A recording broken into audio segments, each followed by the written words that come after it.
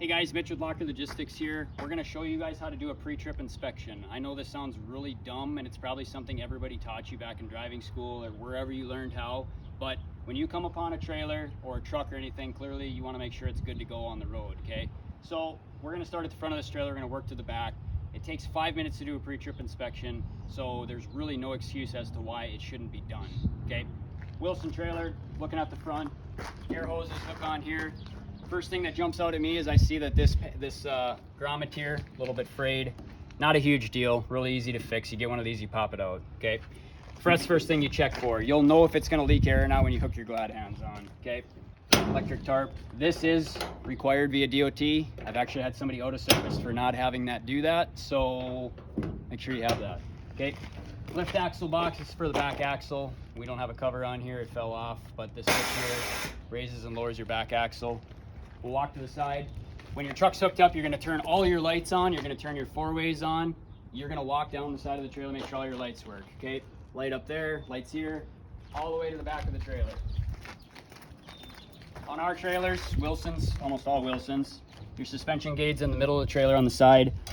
The switch to raise the suspension, right on the side, right there. Flip it over, fill. This will come up to about 5 pounds. The trailer's empty. I'd say the biggest thing that gets guys in trouble is tires, okay? That's the first thing the DOT is gonna obviously be able to see being on the outside, okay? Our hubs are all grease packed, but look around here, you shouldn't see any noticeable oil. If it's an oil filled hub, look in there, make sure your oil level is good. Ours are grease, so these are sealed. Tires, look around. We'll try to show it in the video, but basically we're looking for flat spots on this tire, okay? We're gonna go all the way around it. It's very simple. You just give it a good once over all the way around. I don't see any. Do it with all of them, okay? Go around, just look at it. You shouldn't see any divots or anything.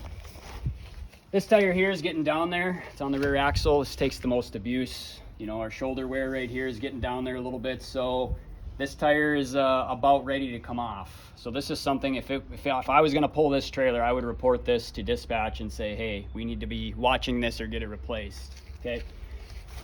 ABS, when you flip your key on, this light should come on for about 3 seconds and then it'll shut off. That means your ABS system's working. If this light comes on and stays on, you have a code on your trailer somewhere, okay? Tail lights all working. We're not hooked up, so I can't tell you that for sure, but these lights should all work back here. License plate light. Make sure your plate is cleaned off so that they can see your numbers and stuff. And then you would repeat the same thing on this side of the trailer, okay? If I'm picking up this trailer and I see something like this here, it looks like somebody got a little close to something, I'm gonna report this. Take a picture, send it to dispatch, do whatever you need to do. Not structural, this isn't gonna fail a DOT inspection or anything, but it's one of those things I don't wanna get pinned for. So I'm gonna send a picture of this to dispatch, just be like, hey, just noting this. Now it's off the hook for me. So again, go through this side of the trailer, take a look. Our tarp stops on the top of the trailer, the uprights are all there, they're not bent. I don't see any scuffs on this side of the trailer. I walked the whole length of this trailer to make sure. And you know, on a hopper trailer in specific, look on these knock rails, just make sure that everything's good here. There's no cracks, there's no twisting. I'll take the camera now and I'll show you what we're gonna look for underneath. Okay, this is the trailer we just did the pop-off valve on, so the bags were underinflated. You flip the switch on this, these will go up, okay? Slack adjusters, if this trailer has air to it, which it does not, I should be able to grab this push rod and pull on it, and it should move back and forth. We got plenty of grease in here. The exciter ring, you can see those slivers in there. They should be clean, those deals. That's a little bit dirty, so what I would do is I'd blow that off at a shop or whatever, and then your ABS sensor can pick that up. That might be a cause for why your ABS light would come on. If that's dirty and it doesn't sense every tick mark in the exciter ring, that's gonna be a problem. So brakes here on this trailer, I'd say we're about a little less than 50%, so it's got a little ways to go yet, but nothing too exciting. Same thing on this side. Looks like this one was literally just replaced and they just put a wheel seal in, so therefore that exciter ring looks nice. There's no dirt or anything in it, so we're good here. You know, brake drums, there isn't a very big lip here. Half the reason a lot of trailers don't brake like they should, at least in my experience, is your brake drums are shot.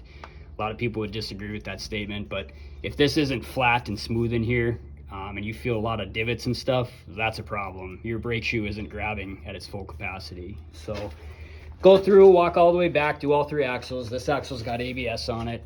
Holding these up, it doesn't really matter how you do it.